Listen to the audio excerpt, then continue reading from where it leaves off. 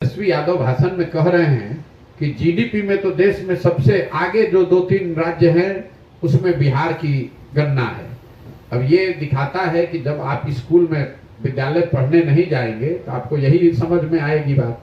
GDP में बिहार का number है 28। हुआ ये होगा कि किसी अफसर ने बताया होगा कि जीडीपी ग्रोथ में हम लोग 2-3 टॉप के स्टेट में हैं, तो भाई साहब को जीडीपी ग्रोथ और जीडीपी में फर्क ही नहीं मालूम है। हमने ये कहा कि भाई यहाँ के सो कॉल्ड बड़े नेता हैं, मुख्यमंत्री बनने का ख्वाब देख रहे हैं, 5-7 दिन क्लास करके टीचर से विशेषज्ञों से बात कर ले, उसके बाद कैमरे पर आकर बिना कागज देखे हुए खाली ये बता दे कि जीडीपी होता क्या है और इसकी गणना कैसे होती है। अगर ये तेजस्वी यादव बता देंगे तो कल से हम तेजस्वी यादव को नेता मानकर उनका झंडा लेकर घूमेंगे।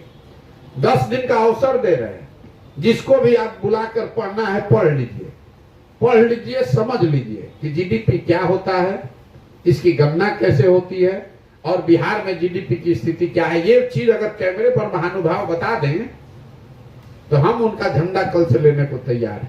वही आदमी इस राज्य के का नीति नियंता है, तो क्या होगा इस राज्य की दुर्दशा। तो इसके लिए कोई बहुत ज्ञानी होने की जरूरत नहीं है।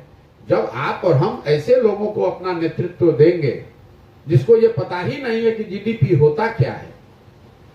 इससे पहले हमने बोलचाल की भाषा में एक चीज बताया था, सेमीकंडक्टर एक चीज होती है। देश में कुछ साल, अभी 2 साल पहले, पिछले वर्ष सेमीकंडक्टर की एक यूनिट जो लग रही थी महाराष्ट्र में, उसको गुजरात में शिफ्ट करने की बात हुई। बड़ा देश में हल्ला हुआ कि भैया महाराष्ट्र में वो लग रही थी, वहां पर सरकार जब गिर गई तो उसको हटाकर गुजरात में किया गया। सेमीकंडक्टर की फैक्ट्री लगाने के लिए करीब करीब $20 बिलियन, मतलब 20 बिलियन, 1 बिलियन होता है 8,000 करोड़ रुपया, 1,60,000 करोड़ रुपए का खर्च है लगाने के लिए। उस समय वेदांता की बात चल रही थी, अनिल अग्रवाल जो बिहार के ही हैं। जब वो यूनिट कभी भी बनेगी तो उसमें कम से कम 15 से 20% लोग बिहार के इंजीनियर उसमें काम करेंगे। कभी आपने बिहार में सुना कि भाई हम लोग यहाँ लग नहीं सकता, इतना आसान नहीं है, देश में नहीं है तो बिहार में कैसे लगेगा। लेकिन कभी बिहार में आपने इसकी चर्चा सुनी कि भाई सेमीकंडक्टर का भी फैक्ट्री महाराष्ट्र में लग रहा है, गुजरात में लगाने की बात हो रही है, तो बिहार में क्यों नहीं? लगाने वाला तो बिहार का आदमी है। तो मैंने उसका जवाब ये दिया कि भाई पूरे कैबिनेट को बैठा लीजिए। नीतीश कुमार जो अपने आप को इंजीनियर कहते हैं भी, उनको भी बैठा लीजिए। उनसे खाली ये पूछ दीजिए कि सेमीकंडक्टर होता क्या है। जब यहाँ के नेताओं को यही नहीं पता है कि सेमीकंडक्टर होता क्या है, तो उसकी फैक्ट्री कैसे लगेगी और फैक्ट्री लगाने के लिए क्या प्रयास करना पड़ेगा, कैसी नीति बनानी पड़ेगी, ये कैसे आप आशा रखते हैं। तो बिहार में तो भाई जो शर्ट के ऊपर गंजी पहन ले वही नेता है। नेता वो है जिसको भाषा का, विषय का ज्ञान ना हो। जो जितना बड़ा लखेरा है, जितना बड़ा बेवकूफ है, वही इतना बड़ा नेता है। उसी को आप और हम नेता बताते हैं और फिर हम और आप कहते हैं कि बिहार में तरक्की नहीं हो रही है, पढ़ाई नहीं हो रही। अगर कोई अच्छा आदमी खड़ा हो जाए तो आप और हम ही कहते हैं कि अरे बिहार में ही नहीं चलेंगे, कि बिहार में ऐसा आदमी थोड़े चलेगा। उसका हम लोग घर में बैठ के मजाक उड़ाते हैं।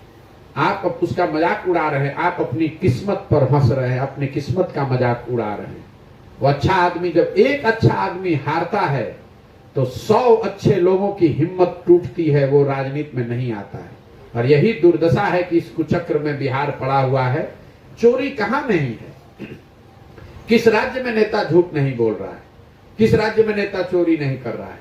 लेकिन जितनी कुव्यवस्था, जितनी कुचक्र में बिहार के लोग पड़े हैं, इसके पीछे कहीं ना कहीं समाज की ये मानसिकता है, जहां आप अच्छे लोगों को देखकर हंसते हैं और जो जितने लखेरा बदमाश है उसको आप अपना नेता बनाते हैं।